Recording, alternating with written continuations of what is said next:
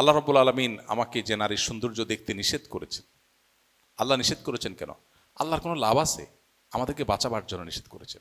আল্লাহ জানেন যদি আমরা দেখি তাহলে দেখার পরে মনে মনে অস্থিরতা বাড়বে, আমাদের ঈমান আমল নষ্ট হবে, আখিরাত ধ্বংস হবে, দুনিয়া ধ্বংস হবে। এখন দেখার পর, সৌন্দর্য কারোর অবলোকন করার পর, হারাম অপাত্রে দৃষ্টি দেওয়ার পর তিনি চোখের আড়াল হয়ে গেলেন, এবার আপনার মনের ভিতরে জ্বালা শুরু হবে কি হবে না?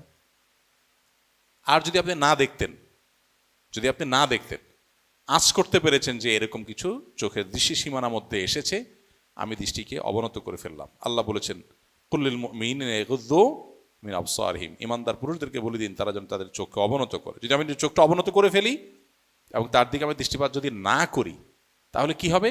ওই যে চুলকানির মতো, তখন একটু কষ্ট হবে, কিন্তু সাথে সাথে একটা হাদিস আছে, কেউ যদি হারাম পরনারীর দিকে দৃষ্টিপাত করবার সুযোগ পায়, এরপরে সে যদি না দেখে, আল্লাহ তাআলা তাকে সাথে সাথে একটা ঈমানের স্বাদ আস্বাদন করার তৌফিক দান করেন।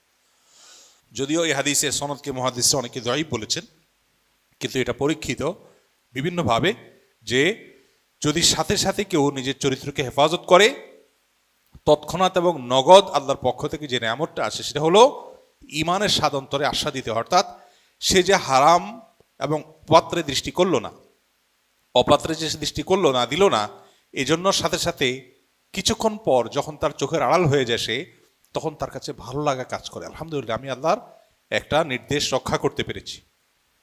আল্লাহ আমাদেরকে তৌফিক দান করুন।